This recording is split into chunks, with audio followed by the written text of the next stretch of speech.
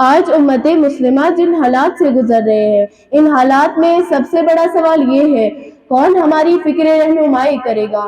کون ہمیں قرآن و سنت کی طرف واپس لائے گا؟ کون ہمیں علم کے ساتھ قیادت دے گا؟ اسلامی تاریخ اس سوال کا جواب صرف کتابوں میں نہیں بلکہ کرداروں میں دیتی ہے، اور انہی عظیم میں ایک ڈائریکشن نام ہے امام حدیث قائد الاسلامی حضرت مولانا انور شاہ کشمیری رحمۃ اللہ علیہ۔ وہ کون تھے؟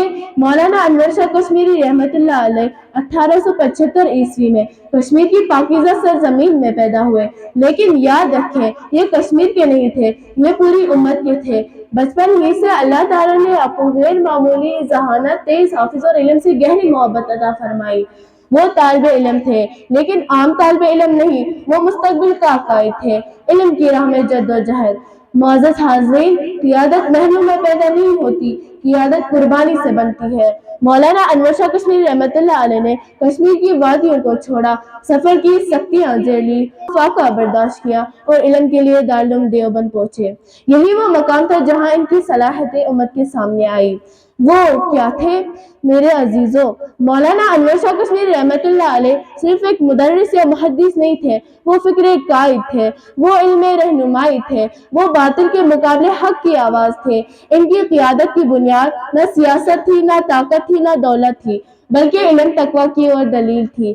علم حدیث میں امامت۔ حضرات، قیادت کا اصلی معنی یہ ہے کہ انسان دین کی بنیاد کو کتنا مضبوط کرتا ہے، اور دین کی بنیاد ہے رسول اللہ صلی اللہ علیہ وسلم۔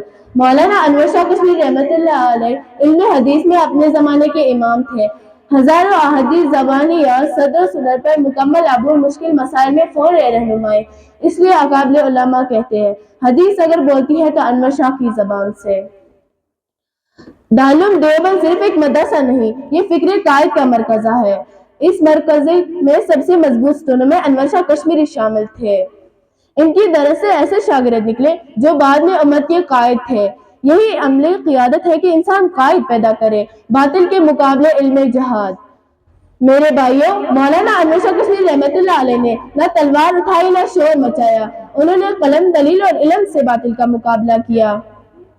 دیوبند کی فضا میں حدیث بول اٹھی، انور شاہ کی زبان سے حقیقت کھل اٹھی۔ حدیث کے علم کو سینوں میں سجا لائے تھے، دیوبند کو وہ فکر مصطفیٰ بنا لائے تھے۔ دیوبند کی مٹی نے وہ گوہر دیا، دیوبند کی مٹی نے وہ گوہر دیا، حدیث نے جس کے دم سے نیا سر دیا۔ یا رب ہمیں بھی دے وہ ذوق حدیث جو انور شاہ نے دیوبند سے پایا تھا۔ الہی نصیب ہو اخلاص و علم، الہی نصیب ہو اخلاص و علم جو انور شاہ نے دیوبند میں چھوڑا تھا۔ خدا کرے ہمیں بھی ملے وہ روشنی جو دیوبند نے حدیث میں پھیلائی تھی۔ آخر میں میں اپنی تقریر اس شعر کے ساتھ ختم کرنا چاہتی ہوں۔ علم و حکمت کا تھا وہ روشن مینار یقین، علم و حکمت کا تھا وہ روشن مینار یقین، دین کی خدمت میں گزری جن کی ساری زندگی۔ انور شاہ کی محفل سے ملا عشق نبی، انور شاہ کی محفل سے ملا عشق نبی، آج بھی زندہ ہے دنیا میں ان کی روشنی۔ وآخر الدعوانا الحمدللہ رب العالمین۔